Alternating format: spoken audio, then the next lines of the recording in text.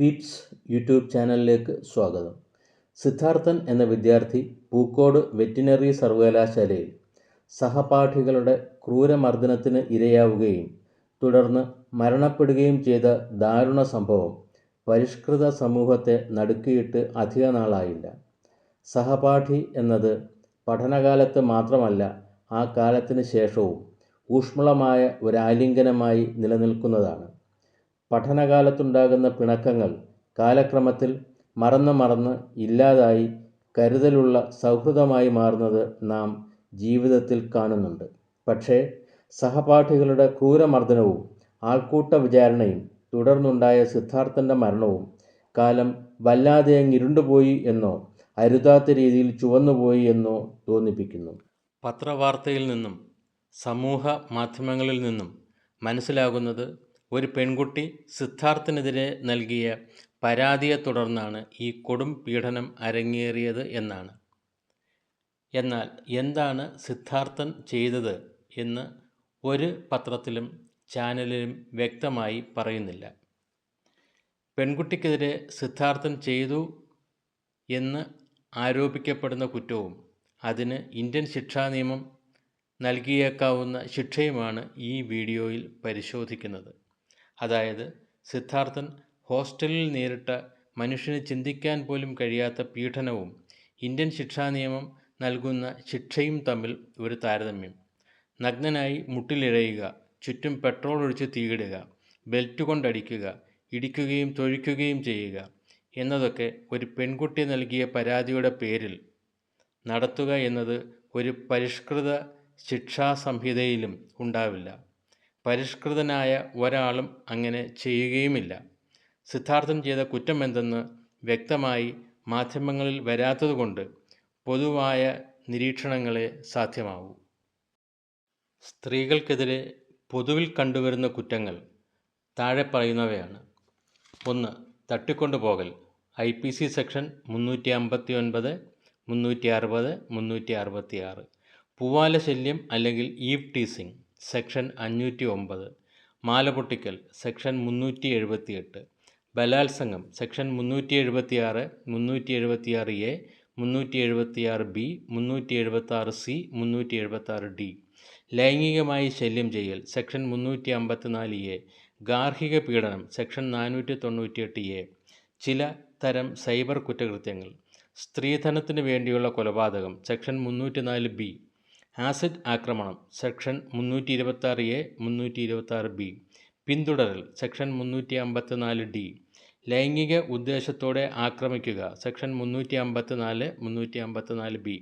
പെൺവാണിഭം section 370, 370A, 372, 373. ഇതിൽ സിദ്ധാർത്ഥൻ്റെ കാര്യത്തിൽ എന്തൊക്കെ ബാധകമായേക്കാമെന്ന് നോക്കാം. തട്ടിക്കൊണ്ടുപോകൽ, മാലപൊട്ടിക്കൽ, ബലാത്സംഗം എന്നിവ നടന്നതായി കരുതാൻ തരമില്ല. ഗാർഹിക പീഡനം, സ്ത്രീധന പീഡനം, ആസിഡ് ആക്രമണം എന്നിവയും ഉണ്ടായിട്ടില്ല. ദുരഭിമാനക്കൊല ഒട്ടുമേയില്ല.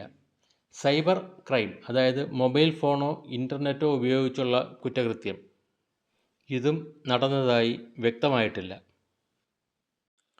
പിന്നെ ബാക്കിയാകുന്നത് ഈവ് ടീസിംഗ് അഥവാ പൂവാലശല്യം. IPC section 509.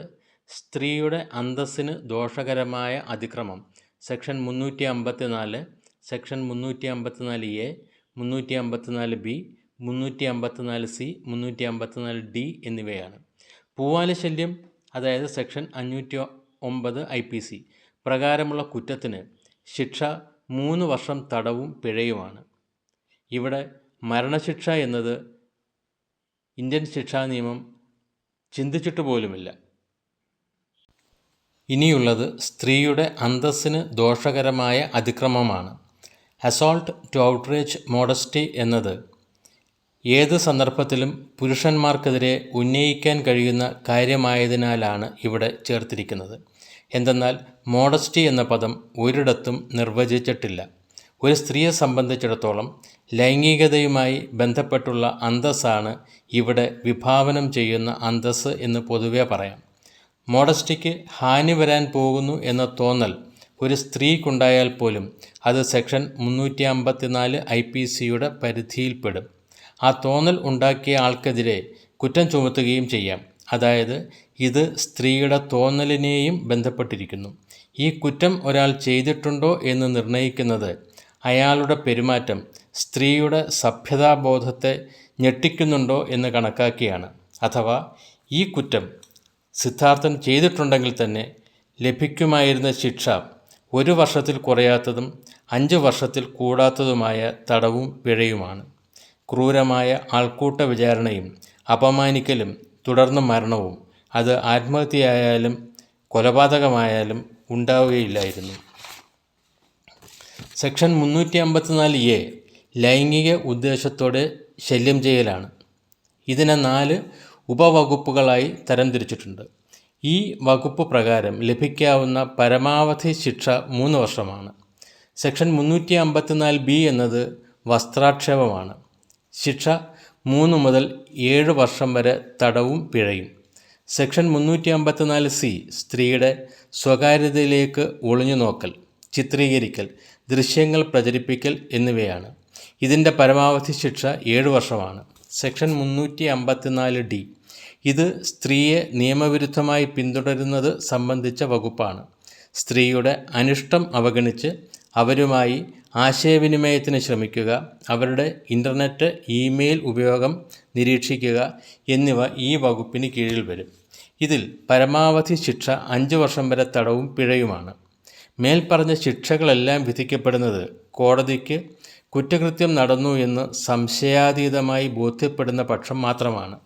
സിദ്ധാർത്ഥനെതിരെയുള്ള പെൺകുട്ടിയോട് മോശമായി പെരുമാറിയെന്ന ആരോപണം തന്നെ സംശയത്തിൻ്റെ കരിനിഴലിൽ നിൽക്കുമ്പോൾ ആ കുട്ടിക്ക് നിരപരാധിത്വം തെളിയിക്കാനുള്ള എല്ലാ അവസരങ്ങളും പരിഷ്കൃത നീതിന്യായ സംവിധാനം വ്യവസ്ഥ ചെയ്യുന്നുണ്ട്.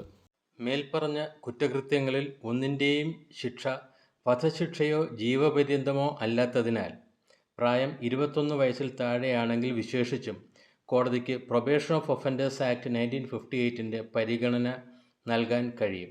അതായത് ശിക്ഷ നല്ല നടപ്പായി മാറ്റാവുന്നതാണ്. പോൾപോട്ടുമാർക്ക് വിരാജിക്കാൻ ഇത് കംബോഡിയ അല്ല എന്ന് നമ്മുടെ നീതിന്യായ വ്യവസ്ഥ സഹപാഠി എന്ന സ്നേഹമസൃണത അർഹിക്കാത്ത കൊടും കുറ്റവാളികളെ ബോധ്യപ്പെടുത്തും എന്ന് ഉറച്ചു വിശ്വസിക്കാം.